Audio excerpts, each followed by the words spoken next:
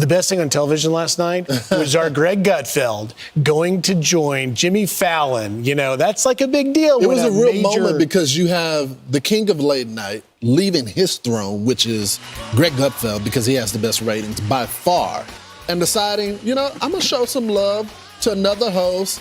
And you see it right there with a big hug. And we rehearsed in the green room.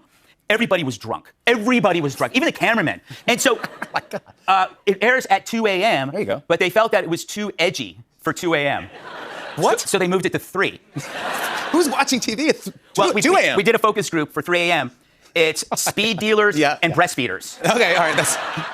People need something to watch. And you know, if you need your speed and you need your baby fed, you watched my show. Exactly. Yeah. Good for you. And inmates. We get a lot of letters from inmates. That's right. They always want me to set them up with the guests. Like, is Janice Dean, the weather machine, free? I'll be out in February 2047.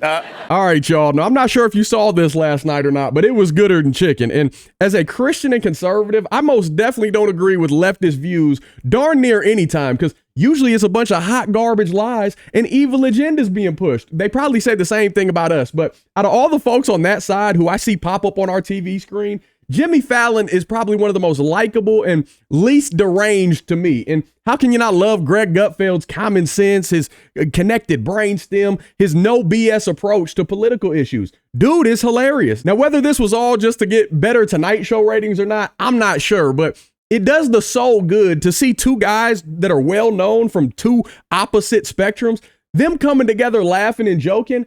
I love to see it. And I'm praying that other hosts out there like Kimmel and Colbert, even though he's canceled because he lost the network a ton of money, but I have a feeling that it has something to do with him not pushing the truth. It's just constant chaos and division and tearing people down. That rhetoric, people are tired of it. And I'm praying that people like those guys, that they were taking notes and start to develop some goodwill and some grace instead of always seeking to kill, steal, and destroy righteous moral values and accountability. They don't want anything to do with that, but they need to, because this is how you carry a successful late night show. This is how you operate in the world, or how you should. And that's why Gutfeld is so successful, because one, he's funny, and two, he tells the truth, and people usually can discern what's real and what's not. And people are tired of this leftist, radical, wonky, secular sort of ideology. We don't want that anymore. Wouldn't it be refreshing if we had something like this on a regular basis, where the Tonight Show was actually funny, where the stuff they were talking about wasn't so much political, it was more comedy based and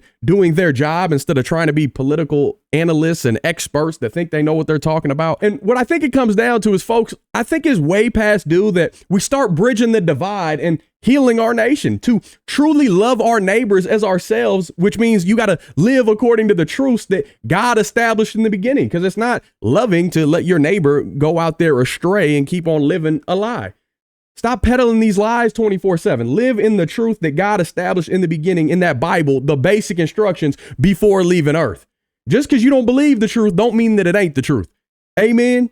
Let's get it poppin'. So I walk into this bar, and I'm with my friend Andy. We just got off shooting something, and I walk in, and I'm looking around. I go, what the hell have I got it into? And then I see you, and you look at me, and you have your eyes just kind of explode, and you run towards me, and you tackle me like you're like a giant golden retriever. You're like on top of me, and so we're wrestling. And then you change, and you start wrestling my buddy Andy, and you're wrestling him, and you guys get on the ground.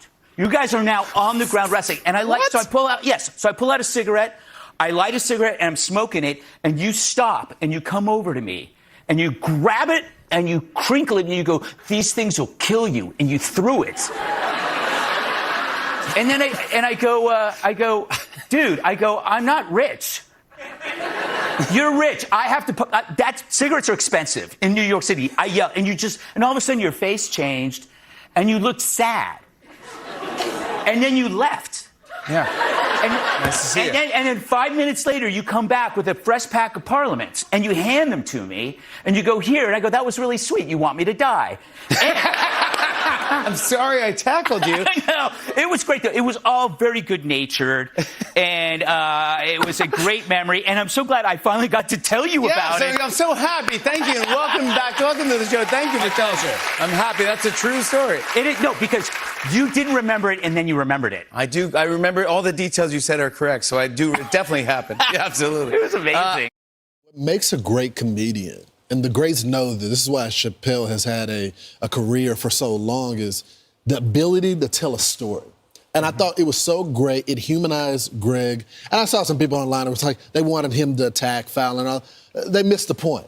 The point wasn't about attacking. It was about sharing this good moment and laughing. Did you hear the laughter in the crowd? Because it was nothing political.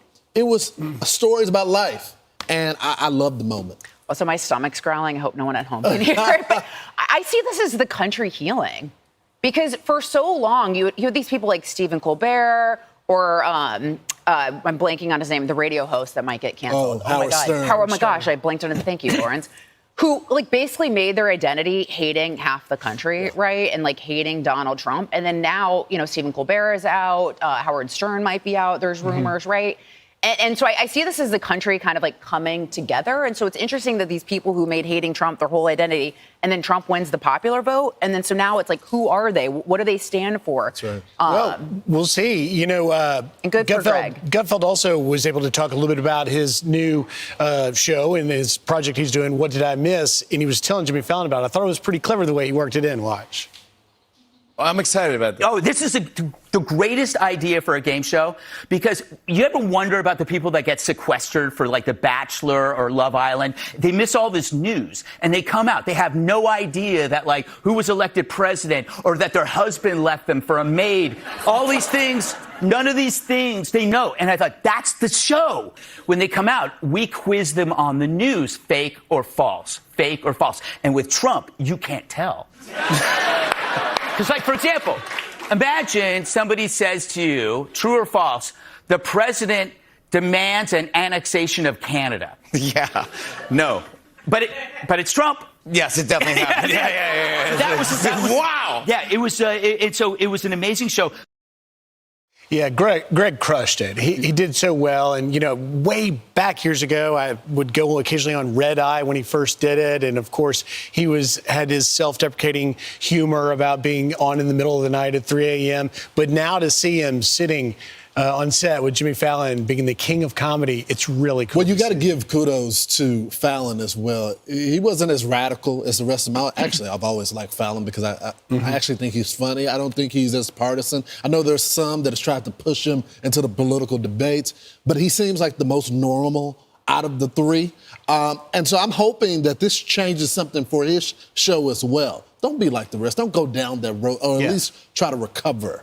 Well, it's helpful for him, too, right? Because I think he's smart enough to recognize the fact that, well, guess what? President Trump just won the popular vote. That's right. That it's actually not popular to hate President Trump anymore. So I think it's sort of smart on his behalf to try to embrace, the other, larger part of the country, right? That more Americans are with Trump than against him. That's right. We're going to win so much, you may even get tired of winning. And you'll say, please, it's too much winning. We can't take it anymore. Mr. President, it's too much. And I'll say, no, it isn't. We have to keep winning. We have to win more. We're going to win more. We're going to win so much. I love you. Thank you. Thank you.